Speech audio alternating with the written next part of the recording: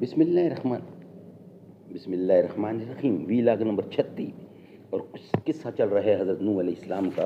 ناظرین، اس کتاب کا نام ہے قصص الانبیاء، تصنیف مولانا عبد المنان کی۔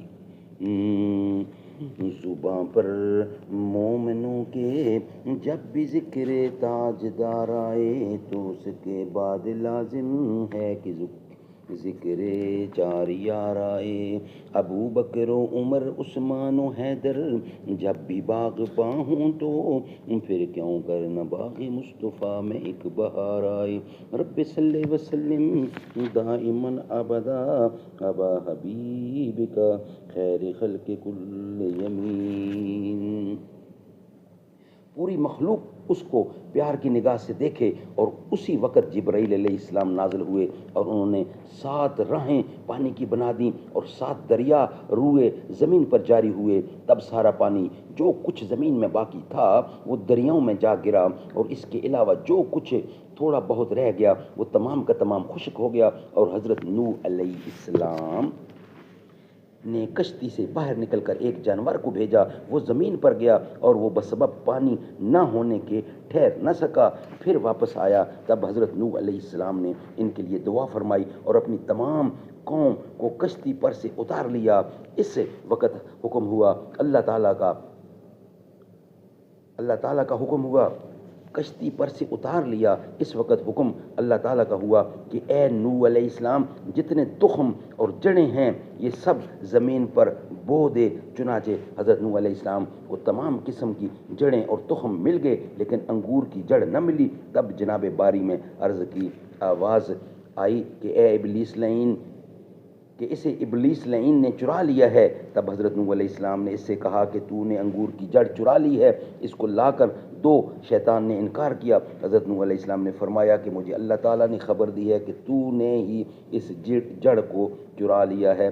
تب شیطان نے کہا میں لا دوں گا۔ حضرت نوح علیہ السلام نے قبول کر لیا۔ پھر کچھ ہی دیر میں اس نے لا کر حضرت نوح علیہ السلام کے سامنے پیش کر دی، اور اس نے ایک شرط بھی کی کہ جب تم بو دو گے تو اس کی جڑ میں ایک بار تم پانی دو گے اور 3 بار ہم پانی دیں گے۔ یہ بھی حضرت نوح علیہ السلام نے قبول کر لیا۔ پھر انگور کو زمین میں بو دیا اور بموجب قول کے اپنے عمل میں لائے۔ چنانچہ حضرت نوح علیہ السلام نے اس کی جڑ میں 1 دفعہ پانی دیا، اور شیطان لعین نے 3 دفعہ یعنی لومڑی اور شیر اور سور، ان تینوں جانوروں کو مار کر خون ان کا اس کی جڑ میں دبا دیا، اور جو شیرینی کے انگور میں سے ہے وہ تو حضرت نوح علیہ السلام کے پانی دینے کی وجہ سے ہے، اور اس سے جو شراب بنتی ہے وہ ابلیس لعین کے پانی دینے کی وجہ سے ہے۔ اسی واسطے شرابیوں کا مزہ پہلے لومڑی کے مزاج جیسا ہوتا ہے، اور پھر اس کے بعد شیر جیسا ہو جاتا ہے، اور پھر اس کے بعد سور جیسا ہو جاتا ہے، کیونکہ نشے کی حالت میں وہ شرابی کسی کو دیکھتا سمجھتا اور کچھ سناتا بھی نہیں ہے۔ اور یہ قاعدہ تقریباً کلیتاً ہے کہ ہر شے میں تاثیر اصل کی ضرور ہوتی ہے، بمصداق کل شیء یرجع الی اصلہ، اور یہ سب شیطان کے فعل سے ہے۔ اور ابلیس نے کہا اے شیخ الانبیاء، تیرا احسان مجھ پر بہت ہے، مجھ سے تو کچھ مانگ لے۔ حضرت نوح علیہ السلام نے فرمایا اے ملعون، تو ہمارے کس گناہ سے خوش ہوا ہے؟ بولا تو نے گناہ نہیں کیا، تو نے تو ہزاروں کافروں کی خدا کی درگاہ میں دعا کر کے ہلاک کرا دیا، وہ سب دوزخ میں ہمیشہ میرے ساتھ رہیں گے۔ حضرت نوح علیہ السلام اس بات کو سن کر ترس کھا کر 100 برس تک روتے رہے۔ ایک روز حضرت نوح علیہ السلام نے پوچھا کہ اے ملعون، کون سا فعل ہے کہ جس کے کرنے سے اولاد آدم دوزخ میں جائے گی؟ وہ بولا کہ 4 چیزیں ہیں، اور وہ یہ ہیں حسد، ہرس و تکبر، بخل۔ حضرت نوح علیہ السلام نے اس کی شرح اس سے پوچھی۔ اس نے بیان کیا کہ میں نے 70,000 سال خدائے عزوجل کو سجدہ کیا اور اس کی عبادت بجا لایا۔ جب آدم کو حق تعالیٰ نے بنایا اور اس کو سجدہ کرنے کے لیے سب فرشتوں کو حکم دیا، سب فرشتوں نے ان کو سجدہ کیا تو میں نے حسد کر کے نہ کیا۔ ناظرین، یہ ویلاگ یہاں ہی کمپلیٹ ہوتا ہے۔ نیکسٹ ویلاگ جو ہوگا انشاءاللہ 37، اس میں اس کا بقیہ قصہ انشاءاللہ آپ کے سامنے پیش کریں گے۔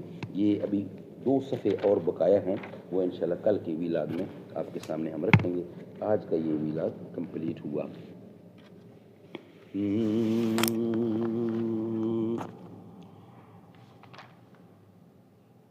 ہر ایک جہاں میں ہر ایک مقام پر نبی کے جھنڈے گڑے ہوئے ہیں، جو ان کی عظمت کو مانتے ہیں نبی کے در پہ پڑے ہوئے ہیں۔ نبی کی نعتیں، نبی کی باتیں میں پڑھ رہا ہوں، میں لکھ رہا ہوں، میں دیکھتا ہوں، اسی کے صدقے گناہ میرے جھڑے ہوئے ہیں۔ نبی کے ساتھی تو ہیں ستارے، چمک رہے ہیں، دھمک رہے ہیں موتیوں کی لڑی صحابہ، یہ کیا نگینے جڑے ہوئے ہیں۔ وہ جنگ خندق یا بدر احد، تبوک ہو یا کہ غزوہ خیبر، جہاں بھی نظر پڑی گئی ہے، جہاں جہاں بھی نظر پڑی ہے، وہی صحابہ کھڑے ہوئے ہیں۔ ہر ایک جہاں میں ہر ایک مقام پر نبی کے جھنڈے گڑے ہوئے ہیں۔